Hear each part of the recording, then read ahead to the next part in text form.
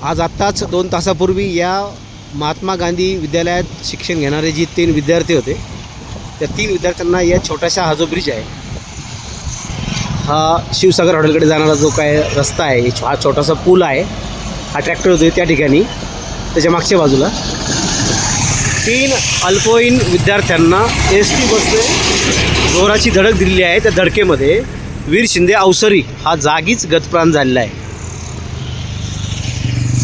हा जो पूल आहे खूप धोकादायक आहे विद्यार्थ्यांना येण्या जाण्यासाठी. आपण पाहू शकता की अशा प्रकारचे ब्रेकर हे नाहीसे झालेले आहेत. जवळजवळ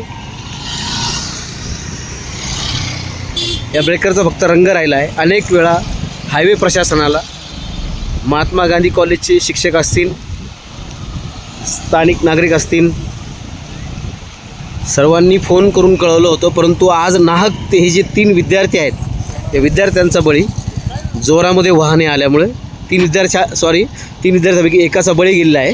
वीर शिंदे हा या अपघातामध्ये गंभीर होऊन एक्सपायर झाला होता. त्याला उपचारार्थ सिद्धी हॉस्पिटलमध्ये ॲडमिट करण्यात आला होता, परंतु तो उपचाराला दाद देऊ शकला नाही. ही कैची आहे.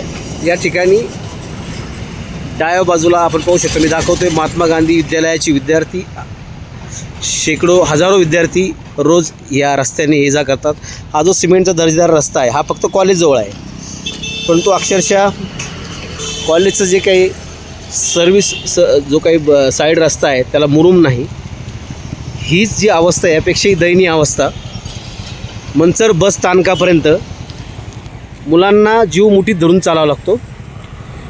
हजारो जी मुलं आहेत, रोज या ठिकाणाहून रस्त्याच्या दुतर्फा प्रवास करतात, काही जुना चांडोली रोडने प्रवास करतात. हा जो धोकादायक या ठिकाणी कॉलेजच्या बाजूने येणारा वर जो रस्ता आहे तो सुद्धा खूप धोकादायक आहे. आज जे 3 विद्यार्थ्यांचा अपघात झाला, ST बसने ज्यांना उडवलं, त्यापैकी वीर शिंदे हा जागीच गतप्राण झालेला आहे. तेजस भालराव व साहिल टेमकर हे 2 विद्यार्थी गंभीर जखमी झाले आहेत. त्यांच्यावर सिद्धी हॉस्पिटलमध्ये उपचार सुरू आहे. अशा प्रकारचे रोडला या जाहिरातीचे फलक लावले जातात. या ठिकाणी असे काय नगरपंचायतने हे अतिक्रमणं करून ठेवलीत. हे नगरपंचायतचं हे एक प्रकारे अतिक्रमण आहे. या ठिकाणी मुलांना उभं राहायला जर प्रॉपर जागा जर भेटली नाही, तर मुलांना ज्या बस आहे, बसला हात करून ते बस थांबतसुद्धा नाही, कारण बसला थांबायला स्पेस नाही. जिथं गरज नाही त्या ठिकाणी माझी वसुंधरा हे नगर परिषदेने जो उपक्रम केला होता, हा अतिक्रमित उपक्रम आहे. अनेक लोकांचं म्हणणं आहे की अशा प्रकारची अतिक्रमणं काढून टाकण्यात यावीत. या ठिकाणी मुलांना उभं राहण्याचा जो स्पेस होता, या ठिकाणी जे विद्यार्थी आहेत त्यांना हा थांबा आहे. माननीय खासदार अमोल कोल्हे साहेबांच्या निधीतून हा जो बस थांबा झालेला, इथे विद्यार्थी बसतात. आज चिखल नाही, पाऊस नाही म्हणून रस्ता तुम्ही पाहू शकता सगळा सुकलेला आहे, हा चांगला दिसत आहे, परंतु रोजची जी दलदल असते पावसामध्ये ती खूप भयंकर आहे. अशा प्रकारे हे स्पीड ब्रेकर पूर्णतः जवळजवळ आता हे दिसतच नाही लोकांना, वाहनधारकांना.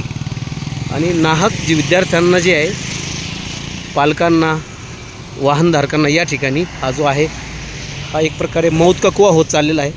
NHAI प्रशासनाने, स्थानिक नेत्यांनी, लोकप्रतिनिधींनी या ठिकाणी पत्रव्यवहार करून एवढं मोठं हे जी कॉलेज आहे, इथे इतके हजारो मुलं शिक्षण घेतात, किमान त्यांना जाण्या येण्यासाठी सुसज्ज असा बसस्टँडपर्यंतचा जो रस्ता आहे तो मुरूम टाकून का करून देण्यात येऊ नये.